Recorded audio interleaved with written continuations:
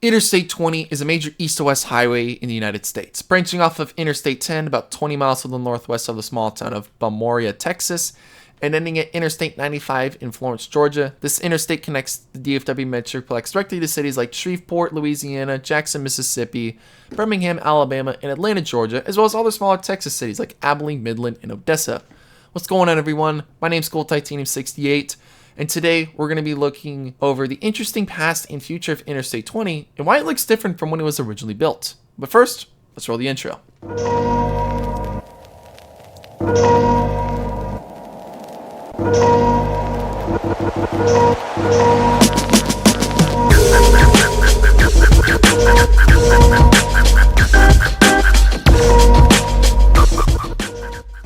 Now, Interstate 20, for the most part, is a new route of US Highway 80. Most of highway west of DFW going all the way down to I-20, and west on I-10 is now decommissioned in favor of I-10, I-20, and also I-30.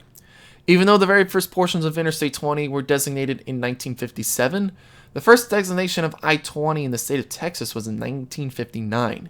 8 years after its first designation, in 1967, Interstate 20 was already built from the Texas-Louisiana border to the west side of Fort Worth, following a route parallel to the south of US Highway 80. Construction was slower west of Fort Worth, as most of that construction was in unincorporated areas, and there wasn't really, that much of a growing need. Now, through most of I-20's construction in DFW, it coincided with the replacement of most of US Highway 80, and therefore designated the DFW Turnpike as a tolled portion of Interstate 20. In the early 70s, construction was being done to rebuild Interstate 20 as a southern bypass of DFW, therefore taking a decent chunk of 635 from I-35 east to the current 635 I-20 interchange with it. Now, I'm going to explain a little bit of what I mean by that. In the early days of Interstate 20, basically from this portion here on I-30 all the way up to here was a part of I-20, and then US 80 going up to just west of Terrell, and then followed spur 557 back onto Interstate 20. Now, why is it completely different from what it is today? At this point, rather than I-30, because I-30 takes you up to Little Rock, and then you have to take a bunch of other highways to go northeast. You have to take I-40 up to Memphis, and I-40 is another one of the major highways. What happened is that because if you wanted to go east anyways, you had to go through downtown Dallas and Fort Worth, and it was a lot of time, especially since trucking companies, most of them don't pay for tolls. So if you wanted to go eastward, you had to go through the Dallas-Fort Worth Turnpike, which connected downtown Dallas and Fort Worth. And again, since trucking companies don't really pay for that stuff, there's really a need to have a full bypass. So in the late 60s and early 70s, there were already plans to build a bypass around the south side of DFW. This is from 1973. And this one's funny enough. This is a picture that was done by ExxonMobil. Now, it doesn't show the east side or it connects back on there, but this is a really interesting photo. So, originally, 820 was what's known as a beltway loop.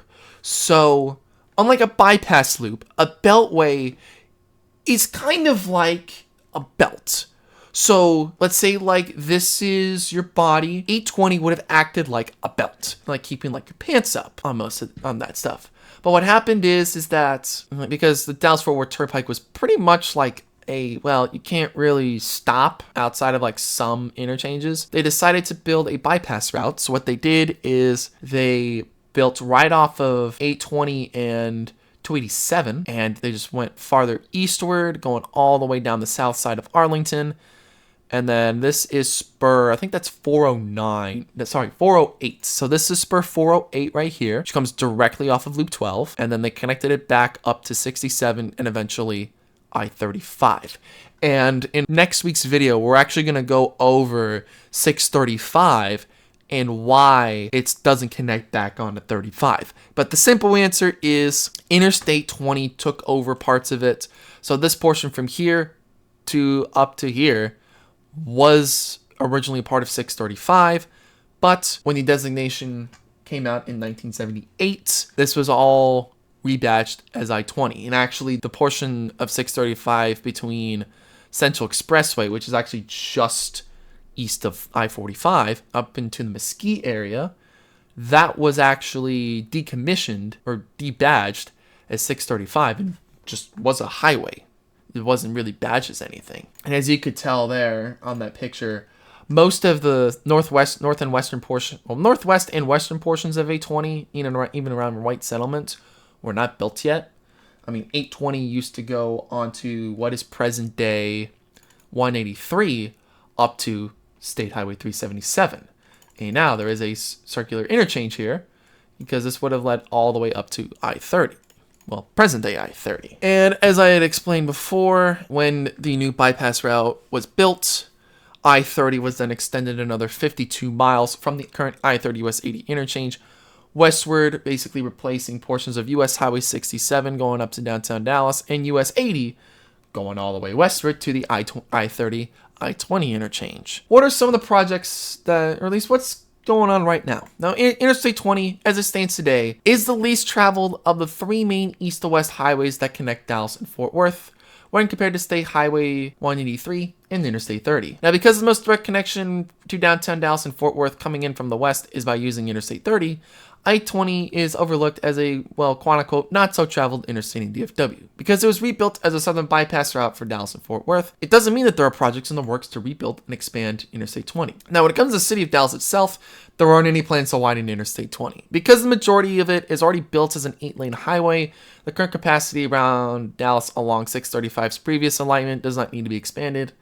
And with the southern suburbs of Dallas not expanding as fast as the northern suburbs, the need to expand I-20 is not of great importance. However, when we come to the Arlington and Grand Prairie side, that's a different story.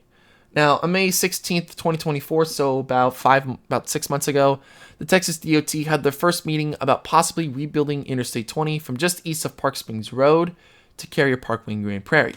Now, Park Springs Road is actually the easternmost, I wouldn't say border, but it's one of the easternmost edges of the southeast connector. And as I've probably said before, and I'll probably talk about it again, it'll have its own video, but the southeast connector is the interchange for US Highway 287, Interstate 20, and Interstate 820. Again, we'll talk about that later. As I said, this would build off the southeast connector, which is under construction. It will be, again, talked about in its own video. This will go through cities of Arlington and Grand Prairie and east of the western terminus of George Bush Turnpike. This project will split into two sections, with Bowen Road being the point at which the project takes two different build routes. So Bowen Road is the road just west of Cooper Street. And this is right, and Cooper Street is kind of like the main north to south road in Arlington. I'm not going to say it's the main highway because, I mean, you do have State Highway 360 to the east, and then Fort Worth is directly to the west. But when it comes to leading downtown Arlington and UT Arlington, you take Cooper Street, but then if you're going to go to anywhere else, like a Cowboys game or Rangers game, you either take AT&T Way, Ballpark Way, or Collins, which those aren't as traveled. I mean, Collins Boulevard, it does go straight south, but it leads directly in through a lot of residential neighborhoods. Both AT&T Way, AT&T Way ends right at Division Street, and Stadium Drive ends at Abrams Street, and then goes straight through a bunch of neighborhoods. So Cooper Street is the main road for a lot of commerce when it comes to wanting to go down to the mall or needing to go down south towards Mansfield. You could take Cooper Street. Now, between Parker Street and Bowens Road, Interstate 20 currently has 8 main lanes with only a 2-lane frontage road on the south side of I-20 with 1 lane going in each direction. Currently from Bowen Road to East Carrier Parkway, it still has 8 main lanes, but there are 2 frontage road lanes on both sides of I-20. Now, there are 3 different alternative builds for these things, all of which at a minimum would widen the main lanes to 10 lanes. The first is a general purpose build, which widens I-20 to 10 lanes and has 2 continuous frontage roads on both sides of the highway. The second build is the collector distributor build, which would most likely build these between George Bush and State Highway 360. So coming back over here, basically what would happen is, at least what they should do, they would widen here on I-20. they would probably hopefully try and squeeze them closer to, like, at least squeeze the lanes closer to the median. But there's going to be new collector distributor lanes coming to and from from George Bush and State Highway 360, so that you can either get onto 360, you can either get off of George Bush on I-20, or you can take it all the way to 360, and then same thing going eastward. That's, I believe, where the collector distributor lanes would go. I don't think they would build stuff over here. Now, the third one is the concurrent express build, where on top of building the 10 main lanes, the inner median is going to have 4 express lanes. Whether or not they're tolled, I'm not sure. Honestly, as someone that does want to see our highways fixed in better condition, they probably should be tolled. I mean, I know a lot of y'all are like, why do I care about toll roads? The answer is, well, the money from these toll roads, especially on I-20, goes directly to our Department of Transportation, which will be used to fund more projects like this. Because this is still in the design stage, we probably won't hear anything about this corridor until around 2025. Now, the next project, as I've said before, is the Southeast Connector. This is going to rebuild the existing interchange with I-20, Interstate 820, and US Highway 287. This will still widen Interstate 20 itself to 8 lanes inside the interchange, and the outer edges of that interchange will be widened to 10 lanes, while also adding collector distributor lanes between the connector of 820 and 287, and then at the interchange where 287 splits off of I-20. Costing a staggering $2.2 billion, this did start construction back in November of 2022 and should be done sometime around 2027. And again, in a couple weeks, we're going to have a separate video coming out in due time.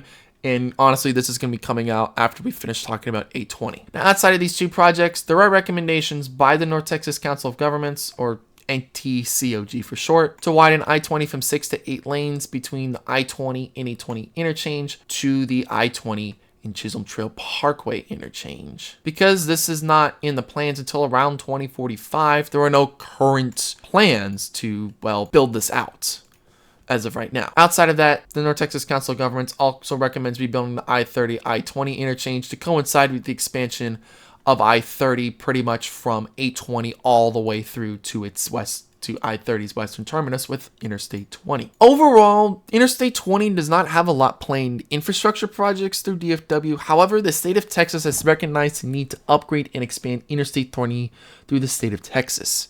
Now, back in July of 2023, the Texas Department of Transportation published a statewide corridor study of 820. From here, we can see the different projects throughout the state of Texas along Interstate 20. And in the Central Texas Working Group that includes the Dallas and Fort Worth districts, again, there was a feasibility study done to build continuous frontage roads throughout the entire Dallas district. This whole corridor study does not highlight any sort of projects that will go on through the state of Texas, but as time goes on, we may see portions of Interstate 20 east towards Terrell be expanded, and maybe west towards Weatherford and Mineral Wells get expanded as traffic starts to show.